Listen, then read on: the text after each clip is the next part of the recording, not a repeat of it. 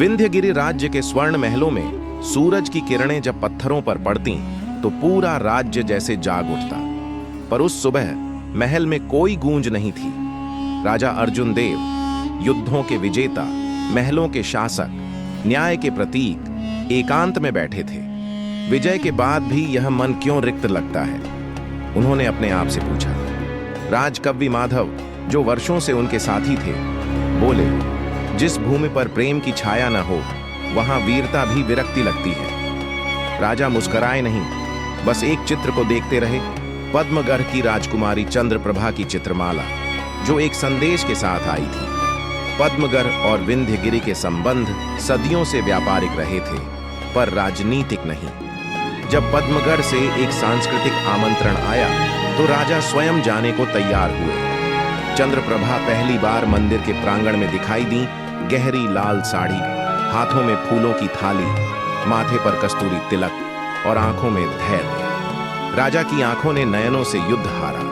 वह सौंदर्य नहीं था, वह उपस्थिति थी, जैसे किसी पुराने जन्म की प्रतिज्ञा वापस लौट आई हो। उस रात्रि राजसभा में राजकवि माधव ने एक श्लोक पढ़ा, जहां युद्ध की थाली में प्रेम परोसा जाए, वहां दो आत्माएं नहीं, एक संकल्प जन्म लेता है। सभी मुस्कुराए, लेकिन अर्जुन देव और चंद्रप्रभा की आंखें एक क्षण को स्थिर रहीं। उस क्षण ने भविष्य को बांध लिया था। विंध्यगिरि लौटते ही वजीर भानुमित्र ने सूचना दी, राजा वीर सिंह, जो 3 राज्य जीत चुका है, अब पद्मगढ़ पर दृष्टि गड़ाए बैठा है और वह चंद्रप्रभा से विवाह की घोषणा करने वाला है। राजा अर्जुन देव ने चुपचाप अपने सिंहासन की पकड़ मजबूत की। प्रेम को कोई जीता नहीं सकता, पर उसकी रक्षा की जाती है, और मैं यह करूंगा।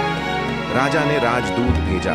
संदेश में लिखा था, यदि प्रेम में स्वतंत्रता है तो चंद्रप्रभा स्वयं निर्णय ले, यदि नहीं तो तलवार निर्णय करेगी। पद्मगढ़ से उत्तर आया, आमंत्रण सभा के लिए। राजा अर्जुन देव वहां पहुंचे। जनसभा के बीच उन्होंने कहा, मैं तुम्हारे राज्य से नहीं, तुम्हारे हृदय से विवाह चाहता हूं। चंद्रप्रभा ने बिना झुके कहा, यदि हृदय की स्वतंत्रता हो तो मैं अर्जुन देव को जीवन साथी चुनती हूं। राजा वीर सिंह सभा से उठकर चला गया। उसकी आंखों में युद्ध जल रहा था। वीर सिंह ने विंध्यगिरि पर अचानक हमला नहीं किया। उसने सबसे पहले पद्मगढ़ को घेरा, वहां के राजा को धमकाया और सेना के दम पर विवाह का आदेश भेजा। इधर वजीर भानुमित्र ने सुरक्षा, रसद और कूटनीति का मोर्चा संभाला। कवि माधव ने जनमानस को प्रेरित किया, गीतों से लोगों का मनोबल ऊंचा रखा। चंद्रप्रभा को उनके पिता ने युद्ध से दूर एक गुप्त कक्ष में भेजा।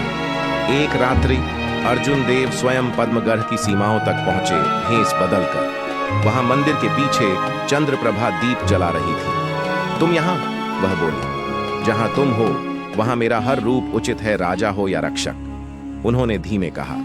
उस रात पहली बार दोनों ने संकल्प किया, चाहे कुछ भी हो जाए, हम अपने प्रेम को युगों तक जीवित रखेंगे। वीर सिंह की सेना पद्मगढ़ की दीवारों तक पहुंच गई थी। राजा अर्जुन देव ने युद्ध घोष किया। यह युद्ध प्रेम का है, पर तलवारें भी पूजा करेंगी। 3 दिन और 4 रात तक युद्ध चला। वीर सिंह की सेनाएं घातक थीं, पर अर्जुन देव ने अपनी रणनीति और भानुमित्र की नीति से मोर्चा नहीं टूटने दिया। चौथे दिन एक विस्फोट ने चंद्रप्रभा के गुप्त कक्ष को हिला दिया। वह लापता थी। वीर सिंह ने रात्रि में चंद्रप्रभा का अपहरण कर लिया। वह उसे युद्ध समाप्ति का बंधन बनाना चाहता था। चंद्रप्रभा ने कहा, जिस प्रेम को मैं चुन चुकी हूं उसे कोई छीन नहीं सकता। यदि बलिदान देना हो तो यह देह जाएगी, पर मेरी आत्मा अर्जुन की ही रहेगी। अर्जुन देव ने वीर सिंह के शिविर पर अकेले हमला किया। तलवार, प्रेम और पवित्रता से भरा युद्ध हुआ। वीर सिंह पराजित हुआ। अर्जुन देव ने उसे बंदी नहीं, क्षमा किया। जिसने प्रेम को बलिदान समझा, उसका हृदय युद्ध से बड़ा शत्रु है। चंद्रप्रभा की आंखों में अश्रु थे, पर वह मुस्कुराई। विंध्यगिरि महलों में शंख बजा, पुष्प बरसे। गौरी देवी ने आशीर्वाद दिया, अब यह केवल विवाह नहीं, यह प्रेम की विजय का पर्व है।